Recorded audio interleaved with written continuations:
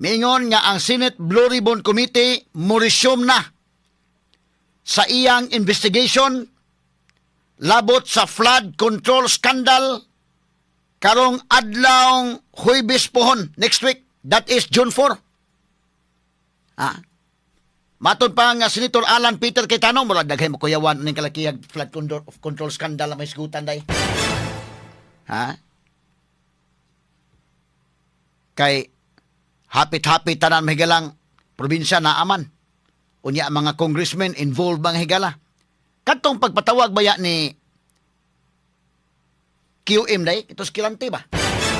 During to sa time nga si Marcolita pa maoy Senate Blue Ribbon Committee Chairman. Katong nakaarangkada na unta ang investigation. So do not change of leadership, si Lacson na may naghandle sa Senate Blue Ribbon Committee. Actually, with all due fairness to Senator Ping Lacson, okay naman niya paghandle pagprimero. Medyo may likoy kadugayan. Senado si QM. Wala na.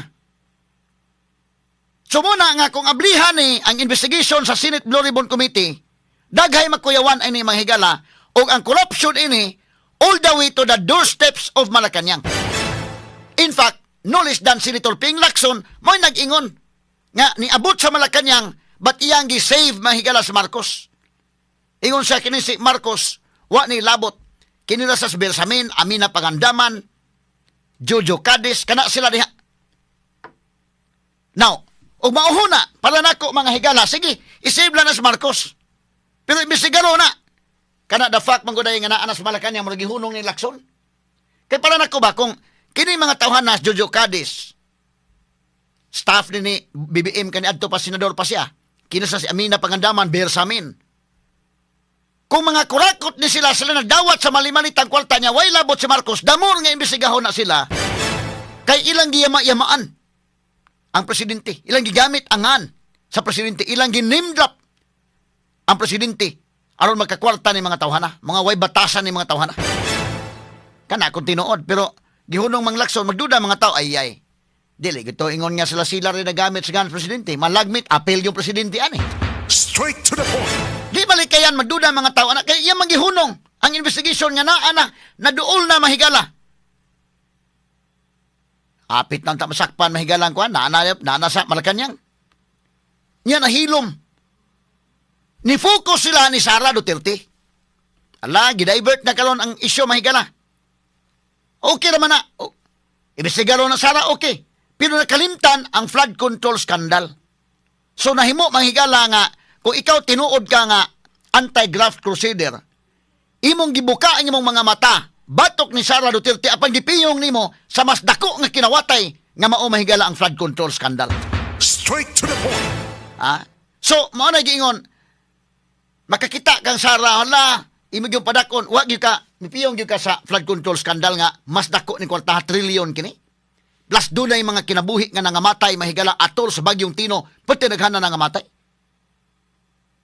So diyan mo masabot nga usa man double standard, selective justice din kalakiha. Nakaroon na ilog man ubalik ang liderato sa Senate. This is Senator Alan Peter Cayetano ingon karong June 4 na. This coming Monday, mo issue na og mga notices Marcolita aron mga higala nga by June 4 musugod na mo-resume na ang investigation. Daghay kuyawan ani mahigala. Kay kani uba ka buylos Marcolita ani kadto bitaw pag daan Marcolita sugod naman tog buylo. Giilog ni Lacson. Pag primero okay pa sa Lacson, salig man tapi impeach chief guna may gana mo imbestigar. Pero nilikoy, prangkang pagka-istorya ha. Wa ni lipod-lipod ako istorya. Nilikoy ang investigation ni Lacson. Prangka na nga pagka-istorya. Straight to the point. Kasi di mo likoy. Ngano man mo imbitara sa si Amina Pangandaman. Ngano man mo imbitara sa si Bersamin. Nga ikaw may niingon nga kinisas Bersamin. Si Lacson man nag-expose na alikin. Num kaday. Sila si Bersamin, sila si Amina Pangandaman. Sila. Pero ako nung ilabot ang presidente. Nga ngano man mo ipatawag. Unya, unsa pa napay kang Lacson yung sa nga si Saldico sa diyang dili pa Saldico dili imbitaron kay kuno dunay interparliamentary courtesy kay Congressman man Saldico di lang imbitaron sa diyang ni-resign Saldico so wa na interparliamentary courtesy wa gyapon imbitara hangtod ni gawas na ng Saldico tuan nas gawas sa nasod wa na Pero niingon siya, pwede ko na itong i-zoom, atong i-interviewon, pinagig zoom day. Patistiguhon saldi ko, pinaagi sa online.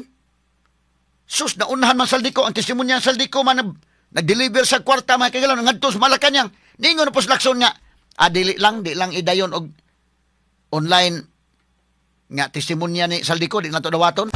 Straight to the point. So, anang mga puntuha, medyo, doon na mga higalay kakulian. Muna, pag-ingon pa, ang Senate kuno nga dignity, ang integrity sa Senate na ubos, nibagsak kuno.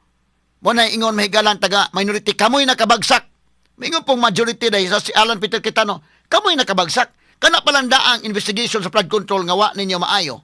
Diha na daan, nadaot ang dungog sa Senado. So karon ni anata sa direksyon niya, klaro, okay na impeachment. Pwede man mga kagilaan o magsabot sila. O fair lang ta ba? Sige, imbestigaran ng impeachment. MWF impeachment. TTH mahigala, flood control scandal. Kani kung padayon nga ang majority mahigala sila gyapon si Alan Peter Cayetano, ang problema karong Lunes makigilan, they will move heaven and earth. Nga makuha nila pagbalik ang leadership mahigala sa Senado aron sa ingon ni ana nga dili madayon ang investigation sa flood control scandal. Straight to the point. June 4 pa mahigala ang kwan. Tanaw nun kay doon na hohongihong mahigala nga mubira gyud sila og duha ka senador para makuha ang leadership sa Senate. Mubira sila sa majority. Kinsa kay mabira sa majority karon gi-warning na gunan. Nana kaso mahigalan Jinggoy nagawsan day warrant of arrest mga kagilan pero giklaro nga dili pa ni mao ang katong sa ombudsman nga plunder. Pero mo ni sulti ni Alan Peter Cayetano gipanghulga na karon ang dias majority nga kung naa mo diha kaso gid mo balhin mo sa minority. Unsa may mahitabo ana og ma-minority pulos na lang under mahigala sa Malacanang wa na tay mubarog ani mawa ang principle sa check and balance. Kung tanan nga gusto sa Malacanang mo follow tanan wa na gi maka-question, wa na gi mubarog. Mo ni nakalisod mga sukit ti paminaw. So ato paminaw una si Senator Alan Peter Cayetano kay kagahapon Jinggoy gud mahigala Huwebes gipasakag kaso sa ombudsman, pag Biyernes na aday warrant of arrest. Report na yun, paspasa sa warrant, Pero dili pa di ang plunder, ang katubang usa ka kaso. Pero sabi po nila na ang isda sa bibig nahuhuli. Kaya nakita niyo po, yung pala plano all this time. Arrestuhin, takutin, intimidate ang nasa majority. Either lumipat or ikukulong. So as I said, at the proper time, evidence will come out. I won't go to the merits, demerits. Wala kaming problema na kasuhan. Wala kaming problema na sa korte patunayan kung sila ay guilty o hindi. Ang problema po namin, yung gagamitin yung threat, na pag lumipat ka dito, wala ka ng kaso. Pag diyan ka, tutuluyan ka namin. Wala pa nga yung impeachment, ganyan na ang usapan. Ano pa kaya? So again I've communicated this behind closed doors. I've communicated this in rooms like this with the majority, minority. I've communicated it through the social media. I've communicated this with the traditional media. Hindi kami nandito para makipag-confrontation. Hindi kami dito para magbangayan araw-araw. Inalis namin yung impeachment.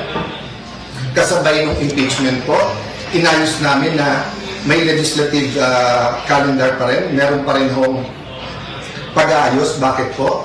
I'll talk about that maybe over the weekend. Yung pong, hindi ang numbers kasi natin, parati tayo nako-confine sa 13-11, sa 12-11, diba, sa 6-7. Kung ano-ano ng numbers Ang importanteng numbers, inflation.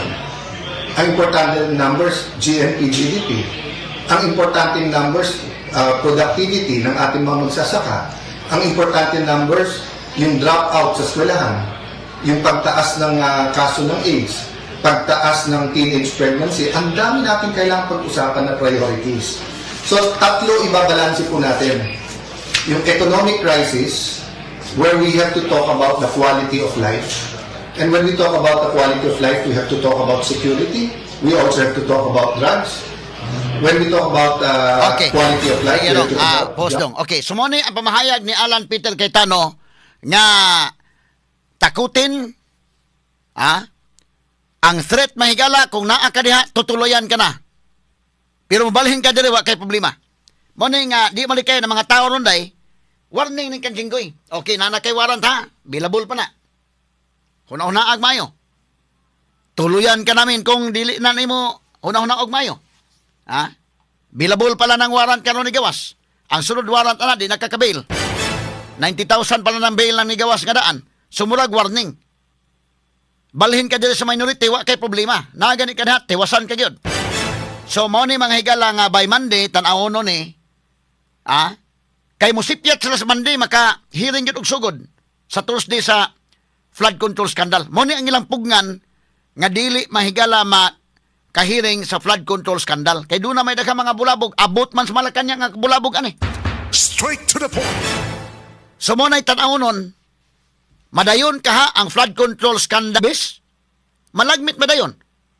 Pero kung mapulihan ang liderato mahigala sa Senado karong Lunes, napadung na sa kalimot ang flood control. Mao ni ang mga mahitabo mga sugid tig paminaw. Ati padayon kini ato mga isgutanan unya na lang ato sa ipadangat ng RMN 558 Manila nga mosunod na karon dayon.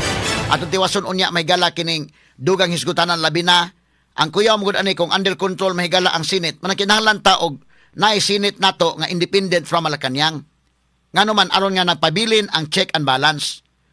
Dili sa under the dictate. Kay kuyaw gud may mahigalag under the dictate. Senate nga dili ba kanang magbarog bagi siya ba? Kay kung unsay gusto sa Malacanang mo follow na lang tanan, wa nay mawa na ang principle of check and balances. Checks and balances. Ikaduha, ang delikado ani kundi lang kutob sa impeachment day. Ang kuyaw ani gawa sa flood control scandal og mo diktang Malacanang usbon ng konstitusyon pinagi Constituent Assembly, tuloy-tuloy na tanan wa na may mo barog. Sumuni bantayanan. O moingon nga magchat-chata usbon ang konstitusyon why election. Delikado mga sukid tig paminaw. So kadtong gihimo ni Amy Marcos nga iyang video presentation atong i-discuss unya. At least kung atong i-evaluate may gala successful ba tong gihimo ni Amy or dili.